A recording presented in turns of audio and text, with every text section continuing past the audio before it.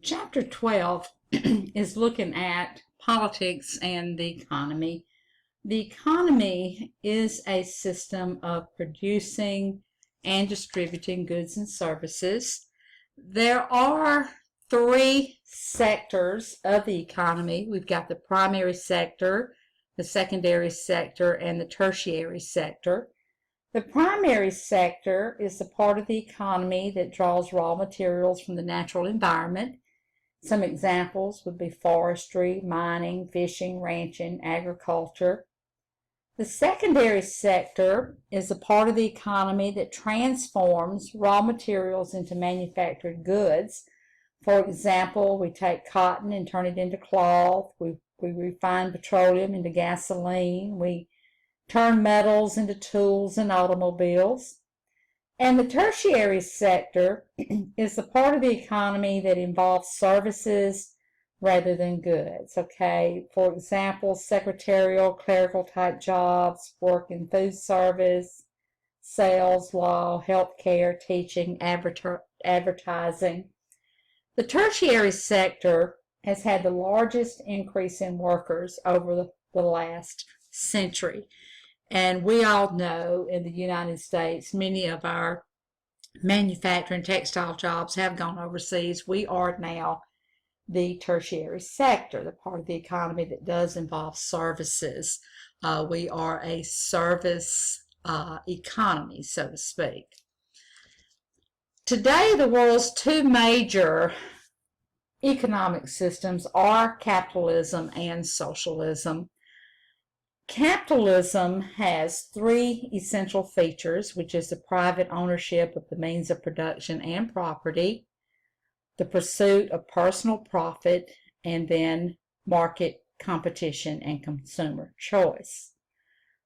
Poor or pure laissez-faire capitalism exists only when market forces are able to operate without the interference from the government. Socialism also has three essential features. They have public ownership of the means of production, central planning, in other words, there's a central committee that determines what the country needs, and the distribution of goods without a profit motive. In socialism, the state owns the means of production, and a central committee determines what the country needs, instead of allowing market forces such as supply and demand to control production and prices. Socialism is designed to eliminate competition, to produce goods for the general welfare, and to distribute them according to people's needs, not their ability to pay. So make sure you know that capitalist societies base their claim to democracy on people having personal liberty, and socialist societies base their claim to democracy on meeting the basic needs of all.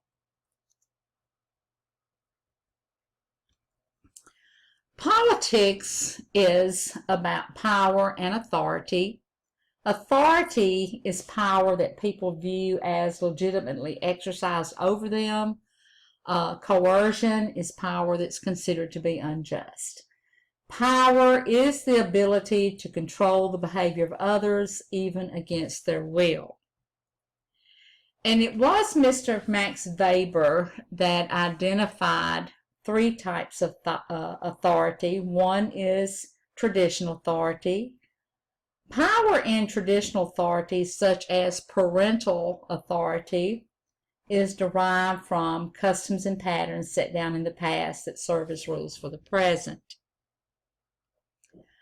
Power in rational legal authority is based on law and written procedures. It's also called bureaucratic authority.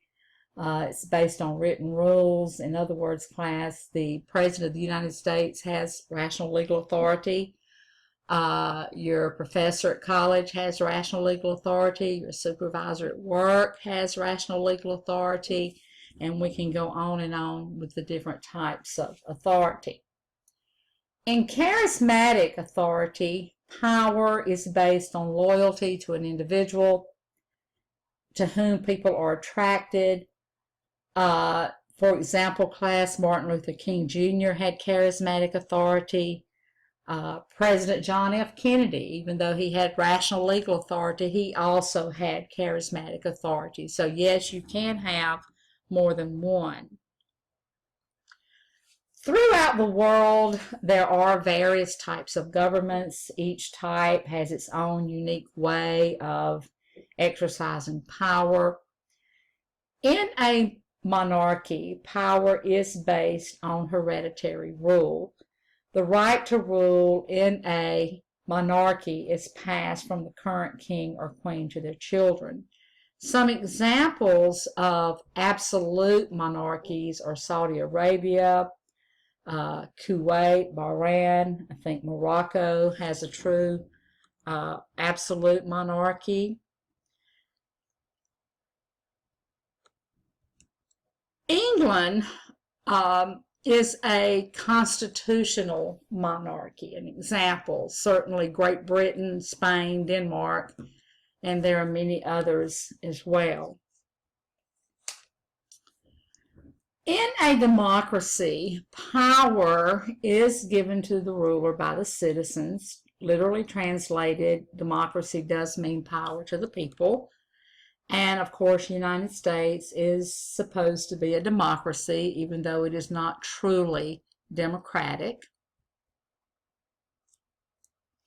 Authoritarianism, this is a political system that denies popular participation in government.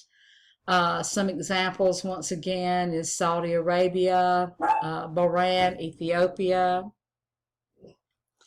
In totalitarianism, the government exercises almost total control over its people. Some examples are like North Korea, Vietnam.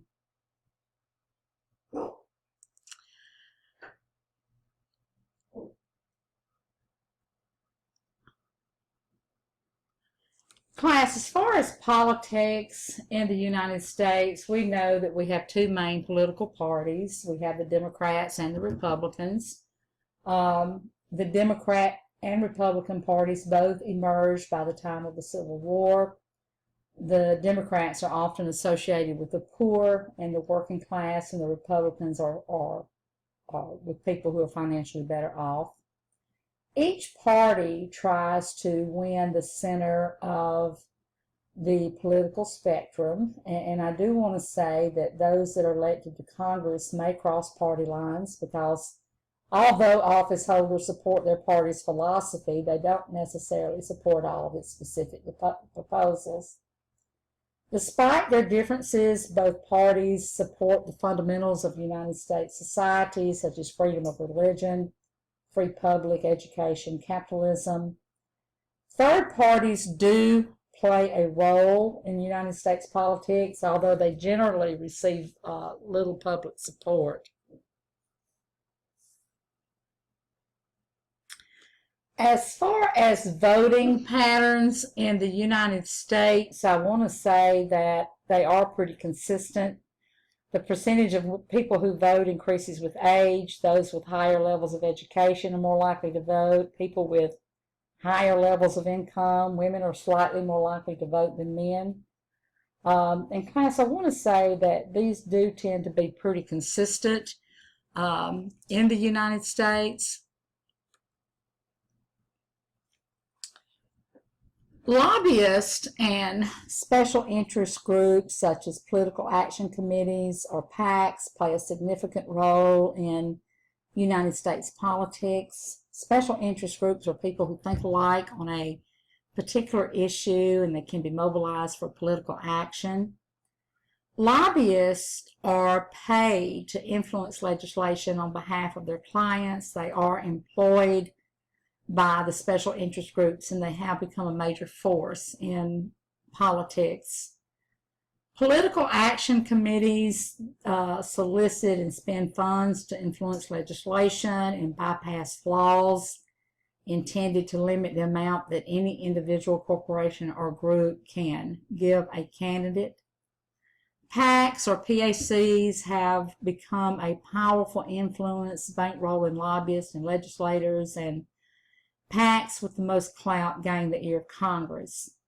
The major criticism against lobbyists and PACs is that their money does buy votes. Rather than representing the people who elected them, legislators support the special interest of groups that's able to help them stay in power.